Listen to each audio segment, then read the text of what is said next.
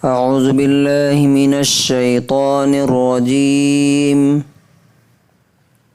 بسم الله الرحمن الرحيم.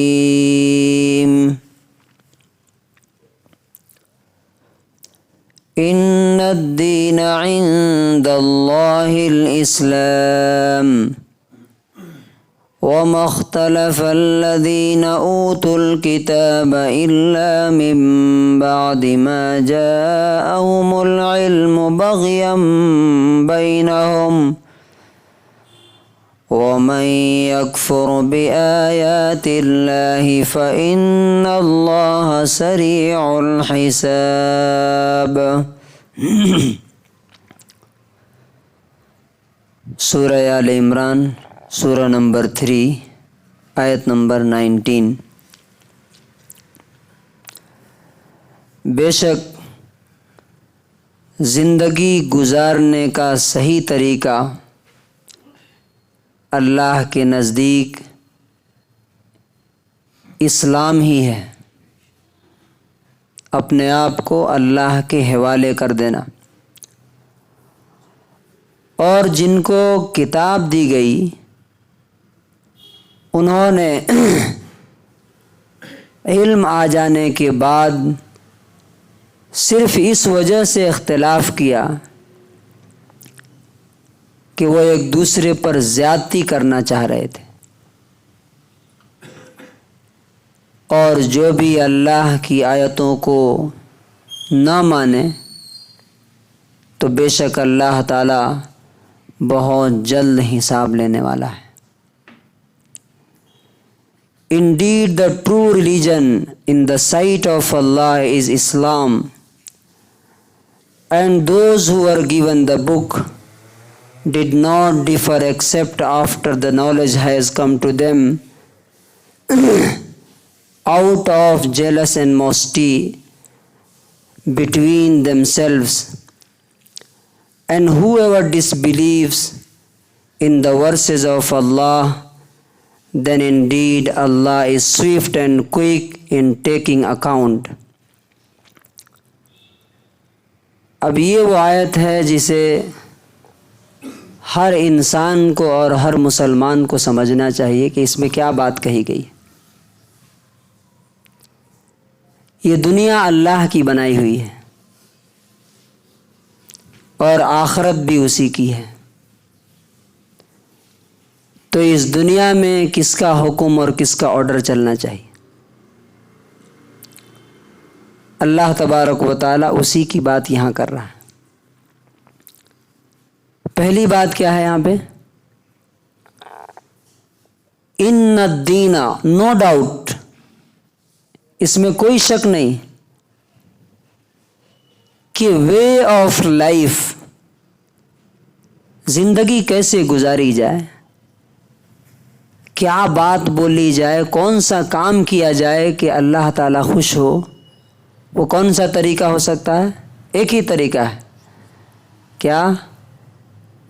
اسلام. مطلب ٹوٹل سبمیشن، اللہ کے حوالے کر دو اپنے آپ کو کہ میری کوئی مرضی نہیں ہے، میری کوئی خواہش نہیں.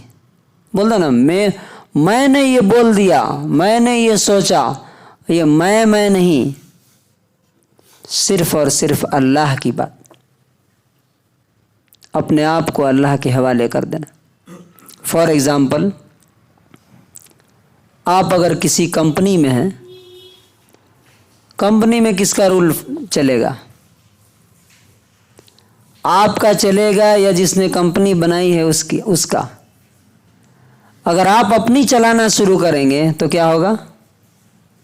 کانفلکٹ ہوگا، فساد ہوگا، بگاڑ ہوگا، اور ہو سکتا ہے کہ آپ کو کمپنی سے نکال کے باہر کر دیا جائے. اسی طرح سے اگر آپ انڈیا میں ہیں تو کس کا رول چلے گا؟ انڈیا کا قانون چلے گا. پاکستان کا اگر فالو کریں گے تو کیا ہوگا؟ نقصان کس کا ہوگا؟ آپ کا ہوگا. اسی طرح سے جو لوگ اس دنیا میں اللہ کو فالو کرتے ہیں، اللہ تبارک و تعالیٰ کہتا ہے کہ وہی لوگ میرے نزدیک ایکسیپٹیبل ہیں. اسی لیے اللہ تعالیٰ نے دوسری جگہ فرمایا کہ جو کوئی دوسرا راستہ اختیار کرے گا وَمَن يَبْتَغِ غَيْرَ الْإِسْلَامِ دِينًا فَلَن يُقْبَلَ مِنْهُ، قیامت کے دن کوئی اور طریقہ اگر لے کر کے آیا تو اللہ تبارک و تعالیٰ اسے ریجیکٹ کر دے گا، منہ پہ مار دے گا کہ یہ ایکسیپٹیبل نہیں ہے۔ یہاں پہ ایک چیز سمجھنے کی ہے، الاسلام عام طور سے ہم لوگ دھرم اور ریلیجن کے معنی میں ترجمہ کر دیتے ہیں۔ اسلام کا اصل معاملہ یہ ہوتا ہے، مسئلہ معنی یہ ہے کہ میری کوئی خواہش نہیں، میری کوئی اوپینین نہیں، میری کوئی سوچ نہیں، بس آپ نے جو بول دیا، ہاتھ جوڑ کر کے ہم آپ کے سامنے کھڑے ہیں، آپ بولیے ہم کرنے کے لیے تیار ہیں، اس کا مطلب ہوتا ہے اسلام۔ لیکن سوال یہ ہے کہ جب یہ سچویشن ہے تو پھر اختلاف کیوں پیدا ہوتا ہے؟ اتنے سارے دھرم کیوں ہیں؟ پھر مسلمانوں میں اتنے زیادہ فرقے کیوں ہیں؟ اس کا جواب یہاں پہ کیوں؟ اگر سب لوگ اللہ کو مان لیں، سب لوگ قرآن کو مان لیں تو کسی کی چلے گی کیا؟ کسی کی چودراہٹ، کسی کی سپیریورٹی نہیں چلے گی۔ تو نتیجہ کیا ہوتا ہے؟ اللہ تعالیٰ کہتا ہے کہ جن کو کتاب دی گئی وہ علم آ جانے کے بعد اس لیے ڈفرینسز ان کے اندر پیدا ہوئے کہ وہ ایک دوسرے پر اپنی بڑائی، سپیریورٹی اور ڈومینیٹ کرنا چاہتے تھے دوسروں کو۔ انسان کے اندر ایک خرابی ہے، وہ کیا ہے؟ ارج ٹو ڈومینیٹ، اوور کم، کہ میری بات چلے، مجھے لوگ بڑا مانیں، میرے آگے جھکیں، میں جو بول دوں وہ سب لوگ فالو کریں۔ یہ انسان کی ایک خدائی کی جو صفت ہے اس کے اندر، یہی اس کو جہنم کی طرف لے کے جاتی ہے۔ تو اللہ تبارک و تعالیٰ کیا کہتا ہے؟ جہاں یہ چیز پیدا ہو جائے گی کہ میری ضد، میری بات چلے، وہاں اللہ کی بات نہیں چل سکتی، وہیں اختلافات پیدا ہوتے ہیں۔ فار ایگزامپل آپ دیکھیے، صحابہ کرام میں بھی اختلافات تھے چھوٹے چھوٹے، لیکن وہاں پہ کیا تھا؟ ٹھیک ہے، آپ ایک معاملے میں ایک دلیل رکھتے ہیں، ایک ثبوت رکھتے ہیں، آپ فالو کیجئے۔ میں جو سمجھتا ہوں اللہ کی کتاب اور اس کے دین کو میں فالو کروں گا۔ کوئی ایک دوسرے کو کافر نہیں بولتا تھا، کوئی ایک دوسرے کو یہ نہیں کہتا تھا کہ میں سپیریئر ہوں، نہیں، سب لوگ بھائی بھائی بن کے تھے اختلافات کے باوجود۔ یہاں پہ کیا؟ نہیں، میری بات وہ نہیں مانتا، میرے مولانا کی، میرے مسلک کی بات نہیں مانتا، وہ کافر ہے۔ یہ کیا ہے؟ اپنی بات منوانا، دلیل سے کوئی بات ماننا، یہ اللہ کی بات ماننا ہے۔ لیکن نہیں، میں نے بول دیا اس لیے ماننا، میرے عالم صاحب نے بول دیا اس لیے ماننا، یہ کیا ہے؟ بغیم بینہم، ایک دوسرے پر اوور کم کرنے کی، اوور ٹیک کرنے، اوور پاور کرنے کی یہ کوشش، قبضہ کرنے کی، کنٹرول کرنے کی۔ لیکن اللہ تعالیٰ کیا کہتا ہے؟ وَمَن يَكْفُرْ بِآيَاتِ اللَّهِ، یہ فیصلہ ہے۔ اللہ کا حکم سامنے آنے کے بعد کسی بھی وجہ سے اگر تم اس کو نہیں مانتے، اس لیے کہ میرے مسلک کے خلاف ہے، اب کسی سے کوئی بولیے قرآن حدیث میں یہ بات ہے تو کیا بولتے ہیں؟ ایک صاحب کو میں نے بولا کہ ایک کتاب کے بارے میں بولا کہ اس میں یہ غلطی ہے فلاں جگہ، تو انہوں نے کیا بولا؟ تو اتنے سارے علماء کیوں اسے مانتے ہیں؟ 5000 لوگ اس میں لگے ہوئے ہیں علماء، تو کیا سب غلط ہیں؟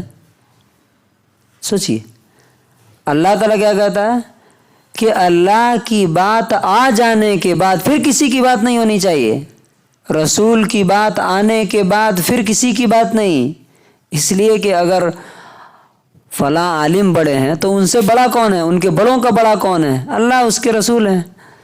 تو جو بھی اللہ کی بات نہیں مانے گا فَإِنَّ اللَّهَ سَرِيعُ الْحِسَابِ، تو یاد رکھنا چاہیے کہ اللہ کو حساب لینے میں دیر نہیں ہے۔ ہو سکتا ہے کہ دنیا میں حساب چکا دے، نہیں تو موت کے بعد کہاں جائیں گے بھاگ کر کے. ان الینا ایابہم، پلٹ کر کے تو ہمارے ہی پاس آنا ہے. ثم ان علینا حسابہم، پھر حساب ہم ہی لیں گے تمہارا، کہیں اور نہیں جا سکتے.